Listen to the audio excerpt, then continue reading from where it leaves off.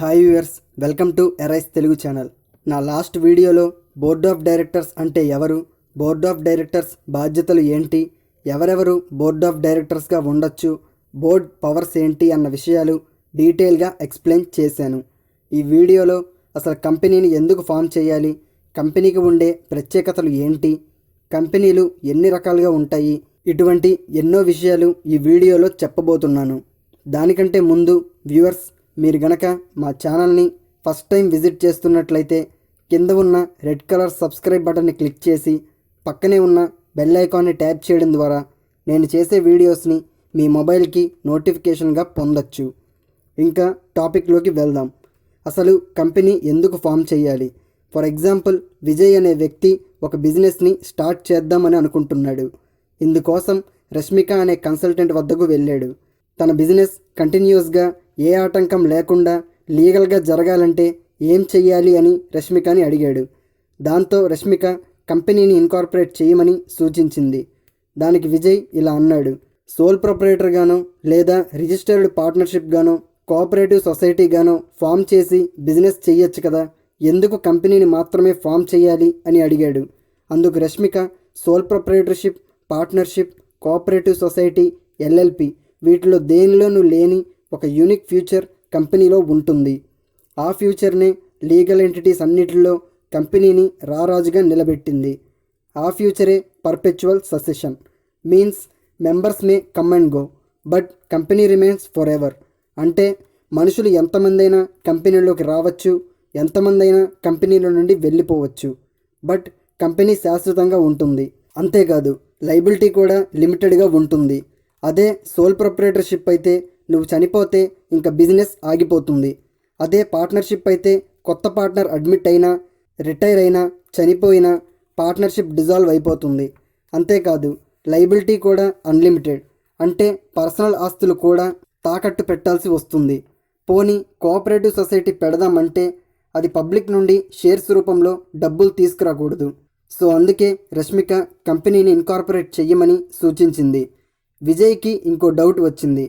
కంపెనీలో చాలా రకాలు ఉంటాయి కదా, మరి ఏ రకమైన కంపెనీని ఫామ్ చేయాలి, అసలు ఆ టైప్స్ ఏంటో మొత్తం చెప్తే తనకు నచ్చింది సెలెక్ట్ చేసుకోవచ్చు అనుకున్నాడు. ఇంకా రష్మిక చెప్పడం స్టార్ట్ చేసింది. ముందుగా పబ్లిక్ అండ్ ప్రైవేట్ కంపెనీ అంటే ఏంటో చూద్దాం. పబ్లిక్ కంపెనీ అంటే ఏదైతే ప్రైవేట్ కంపెనీ కాదో అదే పబ్లిక్ కంపెనీ. మరి ప్రైవేట్ కంపెనీ అంటే ఏంటో చూద్దాం. ప్రైవేట్ కంపెనీలో అయితే 2 మినిమం మెంబర్స్ ఉండి మ్యాక్సిమం 200 మెంబర్స్ ఉండవచ్చు. షేర్స్ను ట్రాన్స్ఫర్ చేయడం ఇందులో రెస్ట్రిక్ట్ చేయబడి ఉంటుంది. అంతేకాదు, ప్రైవేట్ కంపెనీ పబ్లిక్ నుండి సెక్యూరిటీస్ రూపంలో డబ్బులు తీసుకోకూడదు. మరి ప్రైవేట్ కంపెనీలో 2 ఉంటారు కదా, మరి విజయ్ ఒక్కడే ఉన్నాడు కదా అంటే ఒక్కడు కూడా కంపెనీని పెట్టుకోవచ్చు. అలా ఒక్కడే పెట్టుకున్న కంపెనీనే OPC అంటే 1 పర్సన్ కంపెనీ అని పిలుస్తారు. OPC కూడా ప్రైవేట్ కంపెనీ లాగానే ఫామ్ అవ్వాలి. కాకపోతే 1 పర్సన్తో కంపెనీ స్టార్ట్ చేయవచ్చు.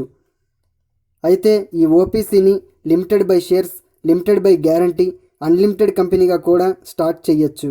అయితే నాన్ ప్రాఫిట్ మేకింగ్ కంపెనీగా దీనిని స్టార్ట్ చేయకూడదు, మార్చకూడదు. ఈ OPC ద్వారా నాన్ బ్యాంకింగ్ ఫైనాన్షియల్ యాక్టివిటీస్ని క్యారీ చేయకూడదు. 18 కంటే తక్కువ వయసు ఉన్నవాళ్ళు దీనిలో మెంబర్గా కానీ నామినీగా కానీ ఉండకూడదు. అయితే OPC కంపెనీ 2 సంవత్సరాల తర్వాత ఏ కంపెనీగా అయినా మారొచ్చు. కాకపోతే దాని పెయిడప్ క్యాపిటల్ 50 లక్షలు, టర్నోవర్ 2 కోట్లు దాటకూడదు. ఒకవేళ ఏదైనా కంపెనీ యొక్క పెయిడప్ క్యాపిటల్ 50 లక్షలు, టర్నోవర్ 5 కోట్ల లోపు ఉంటే దానిని స్మాల్ కంపెనీ అని పిలుస్తారు. మరి company limited by shares, limited by guarantee, unlimited company అంటే ఏంటి? కంపెనీ లిమిటెడ్ బై షేర్స్ అంటే ఒకవేళ కంపెనీ అప్పుల పాలైనా లేదా కంపెనీ ఎత్తేసే పరిస్థితుల్లోనైనా వాళ్ళ ఆస్తులు పణంగా పెట్టి అప్పులు తీర్చాల్సిన అవసరం లేదు. కంపెనీలో వాళ్ళకి ఎన్ని షేర్స్ ఉన్నాయో ఆ నామినల్ వాల్యూ ఆఫ్ షేర్స్ని మాత్రం ఇస్తే సరిపోతుంది. అదే కంపెనీ లిమిటెడ్ బై గ్యారంటీ అంటే ఎంతైతే లైబిలిటీకి గ్యారంటీ ఇచ్చారో అంతవరకు అమౌంట్ పే చేయాలి. సన్ ఆఫ్ సత్యమూర్తి సినిమాలో అల్లు అర్జునే దీనికి బెస్ట్ ఎగ్జాంపుల్. తన ఫాదర్ గ్యారంటీ ఇచ్చిన దానికి బదులుగా షేర్స్ని వాళ్ళకి ఇచ్చేసి అసెట్స్ని వాళ్ళ మదర్ పేరు మీద, వాళ్ళ వదిన పేరు మీదకు ట్రాన్స్ఫర్ చేసి ఇంకా నా వద్ద ఇంతే ఉంది అని IP పెట్టమని రాజేంద్ర ప్రసాద్ గారు సలహా ఇస్తారు. కానీ అల్లు అర్జున్ గారు మోరల్స్ అండ్ ఎథిక్స్కి వాల్యూ ఇచ్చి తన పర్సనల్ ఆస్తులన్నీ అమ్మి ఆ గ్యారంటీ అమౌంట్ని అప్పులు ఇచ్చిన వాళ్లకు ఇచ్చేస్తారు. పనికిరాని షేర్స్ను తను ఉంచుకుంటాడు. ఇదే కంపెనీ లిమిటెడ్ బై గ్యారంటీ అంటే. అదే అల్లు అర్జున్ ఆస్తులన్నీ ఉంచుకొని ప్రకాష్ రాజ్ కంపెనీ షేర్స్ని ఇచ్చేస్తే అది కంపెనీ లిమిటెడ్ బై షేర్స్. ఇంకపోతే అన్లిమిటెడ్ కంపెనీ. దీనికి శివాజీ మూవీ బెస్ట్ ఎగ్జాంపుల్.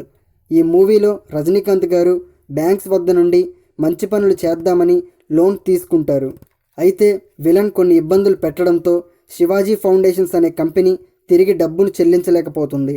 అప్పుడు రజనీకాంత్ గారు తన ఇల్లును, కారును, చివరికి తన వాచ్ని కూడా బ్యాంకుకి హ్యాండ్ ఓవర్ చేస్తారు. ఇదే అన్లిమిటెడ్ కంపెనీ అంటే. పర్సనల్ అసెట్స్ని కూడా ఇందులో ఇచ్చేయాల్సి వస్తుంది. గవర్నమెంట్ కంపెనీస్ అంటే ఏంటి? ఏదైనా ఒక కంపెనీలో స్టేట్ గవర్నమెంట్ కానీ సెంట్రల్ గవర్నమెంట్ కానీ మోర్ దాన్ 51% షేర్స్ని గనక హోల్డ్ చేస్తే దానిని గవర్నమెంట్ కంపెనీ కింద భావించవచ్చు. ఎగ్జాంపుల్కి Andhra bank, SBI, coal India, BSNL లాంటివి గవర్నమెంట్ కంపెనీస్. ఫారెన్ కంపెనీ అంటే ఏంటి? ఏదైనా ఒక కంపెనీని ఇండియా బయట ఇన్కార్పొరేట్ చేసి బిజినెస్ని మాత్రం ఇండియాలో చేస్తుంటే దానిని ఫారెన్ కంపెనీ అంటారు. అమెజాన్, జిల్లెట్, మైక్రోసాఫ్ట్, ఎల్ఎన్టీ లాంటి వాటిని ఫారెన్ కంపెనీస్ అంటారు. మరి హోల్డింగ్ అండ్ సబ్సిడరీ కంపెనీస్ అంటే ఏంటి?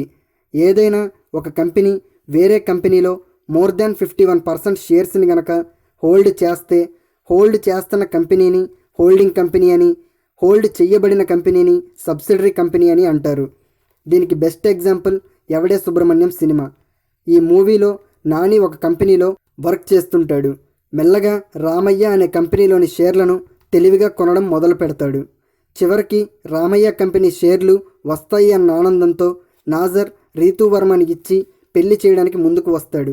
అయితే తర్వాత పెళ్లి చెయ్యను అంటాడు. దానికి కారణం నాని కేవలం 50% షేర్స్ని మాత్రమే కొంటాడు. ఒక కంపెనీ మరొక కంపెనీని కంట్రోల్ చేయాలంటే 51% షేర్స్ కావాలి. సో ఆ 1% షేర్స్ని కొనడానికే నాని హీరోయిన్ వెనకాల పడతాడు.